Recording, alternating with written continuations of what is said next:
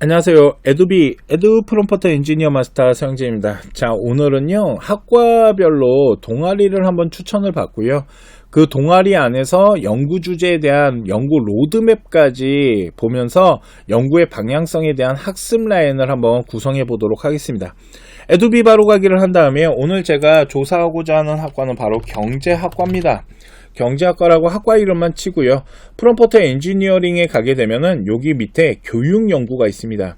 교육연구를 클릭하게 되면은 학과별 동아리 추천이 있거든요. 이거 클릭한 다음에 한번 기다려 보도록 하겠습니다.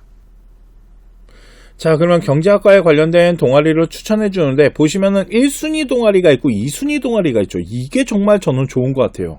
이게 진짜 에도비가 진짜 교육 전문이구나 라고 보여주는 게, 전공 1순위는 전공 직접 동아리라고 하는데 경영경제 동아리, 당연히 경제학과니까 경영경제 동아리 들어가면 좋겠죠. 그런데 만일 우리 아이가 경영경제 동아리를 떨어졌어요.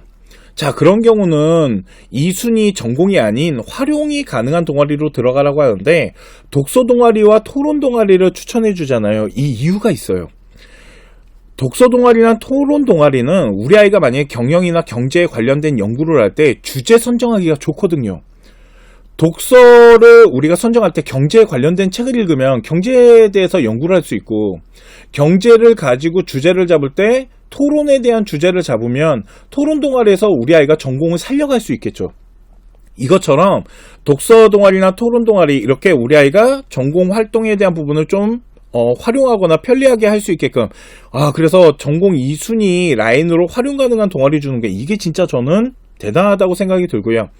자, 아래쪽에 보니까 연구 주제, 요런 동아리에서 이런 연구하면 좋습니다 라고 하는데, 경제 불평등이나 디지털 경제, 그리고 지속 가능한 경제인데, 지속 가능한 경제 발전을 위해서 다양한 전략을 연구하는데, 환경 경제학의 관점에서 자원 관리와 경제 성장에 대한 균형을 맞추는 부분에 대해서 탐구를 하고 싶어요. 괜찮은 것 같아요. 그러면 요 연구에 대한 부분에 대해서 문장을 복사하고요. 프롬프트 창에다가 붙여넣기를 한 다음에, 요번에는 교육연구 아래쪽에 보면 인문학 연구 로드맵이 있습니다. 인문학적으로 한번 어떻게 연구하면 좋은지 다시 한번 기다려 보도록 하겠습니다. 자, 보면 연구 로드맵이 나오는데 연구 주제에 대한 부분, 그리고 연구 방향성에 대한 설정에 대한 부분을 알려주는데요. 환경 경제학의 관점에서 자원 관리에 대한 경제 성장에 대한 균형이라는 주제를 가지고 하면 된다라고 합니다.